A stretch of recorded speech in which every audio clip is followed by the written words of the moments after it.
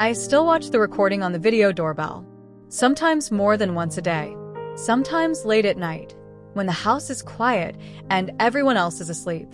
I know the exact moment your face appears on the screen, the way you adjusted your jacket before stepping inside, the way you looked straight at the camera, as if you already knew I would come back to this moment again and again. I still listen to your voice notes too. I tell myself it's just habit, that I haven't deleted them yet because I don't want to rush grief. But the truth is simpler than that. I pretend you're still here. I pretend you've just stepped out, that you're running late, that you'll walk through the door any minute now and ask why the lights are still on. In those moments, I replay our life the way it felt when everything seemed steady, comfortable, safe. We had routines that made it easy to believe nothing could touch us. Weekend plans, holiday bookings, date nights that never failed, no matter how tired you were. I remember thinking how lucky we were, how balanced our life felt, how other people struggled while we somehow managed to stay afloat. What I didn't allow myself to see was the real cost of that comfort. You were always moving, always working, always on your way to somewhere else. One job flowed into another. Early mornings stitched to late nights. Rest days quietly sacrificed so the rest of us could breathe easier. You never complained. That was the dangerous part. When someone doesn't complain, you start to believe they don't need relief.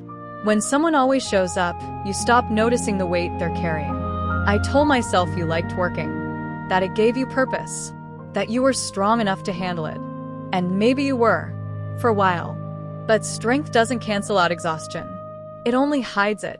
There were signs, small ones, easy to explain away. You falling asleep faster than usual, your laughter thinning out at the edges, the way you'd pause sometimes, hand pressed briefly against your chest, before continuing like nothing happened. I noticed. Of course I did. I just pretended I didn't, because seeing it would have meant acknowledging that our happiness wasn't free. That every smile had a price. That every holiday photo was paid for in hours your body never got back. So I chose comfort over awareness. Silence over questions. Routine over truth. I told myself there would be time later. Time to slow down. Time to say thank you properly. Time to notice you. That illusion lasted right up until the phone rang. It was an ordinary day. So ordinary it hurts to think about now. No arguments, no goodbyes, no final conversation heavy with meaning, just life, unfolding like it always had.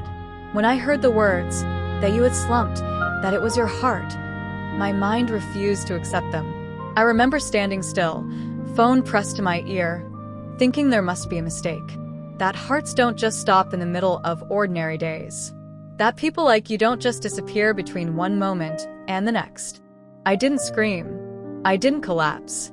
I went quiet. A numb clarity settled in, heavy and unreal. There was no time to rush to you. No time to hold your hand. No time to say thank you for everything you'd done. Just the sudden, brutal understanding that the chance was gone. In the days that followed, people spoke in soft voices around me. They told stories about how hardworking you were, how devoted, how reliable. I nodded. I smiled politely. I accepted their words like facts I already knew. But inside, something was rearranging itself. I kept thinking about all the times I'd walked past you while you were resting on the sofa, telling myself you were just tired. All the mornings I'd let you leave early, without a second glance. All the nights I'd gone to sleep while you were still awake, calculating how to keep everything running. The house felt wrong without you. Not loud wrong, quiet wrong. Your absence showed up in small, cruel ways. An empty side of the bed. A coat still hanging by the door. Your mug exactly where you left it.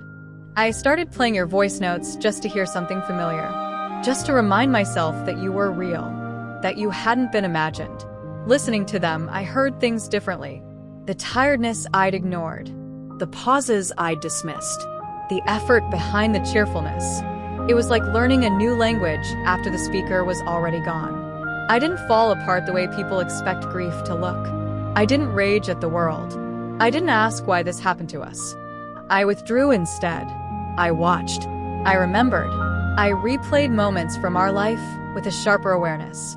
I saw how often you'd put everyone else first, how rarely you'd chosen yourself, how deeply you believed your role was to carry the load so no one else had to.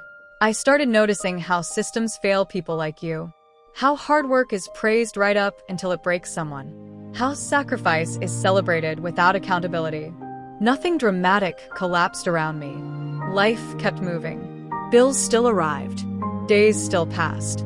But my beliefs cracked quietly. The idea that love alone is enough, that strength means endurance, that there will always be time later. Watching the children grieve you was the hardest part. You loved them so openly, so fiercely. You had plans for them. Dreams you never spoke out loud but carried carefully. They will never get to show you who they become. Never get to hear you say you're proud. That reality sits with me now, heavy and unchangeable. I felt anger then. Controlled. Contained. Not at you. Never at you. At myself. At the choices I didn't question. At the comfort I accepted without looking at the cost. At the pretending. I began to understand that love isn't just about enjoying what someone gives. It's about protecting them while they're still here. About seeing strain before it turns into tragedy. I had mistaken normal for safe, routine for permanence. Healing didn't arrive quickly. It came in fragments. In moments when I chose rest instead of productivity. In conversations where I finally admitted I'd missed the signs. In boundaries I started setting, even when they felt uncomfortable. I stopped pretending that everything would be fine if we just kept going. I stopped measuring love by how much someone could endure. Your absence taught me things you never got the chance to say. That appreciation delayed is gratitude denied. That sacrifice should be shared, not absorbed by one person alone. That time doesn't negotiate with intention.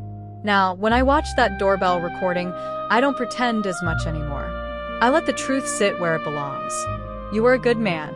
You did everything you knew how to do. You gave more than you should have had to.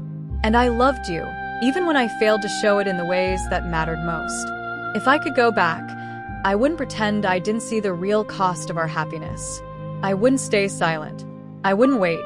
I can't change what happened, but I can live differently now. More aware, more honest, more present. Because love isn't proven at the end. It's proven in the middle, while there's still time to notice, to think, to protect the people holding everything together.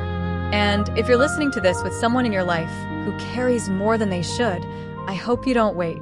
Tell them. See them. Lighten the load while you still can. If this story resonated with you, I'd love to hear your thoughts, your advice, or your own experiences in the comments. What would you say if you had one more chance?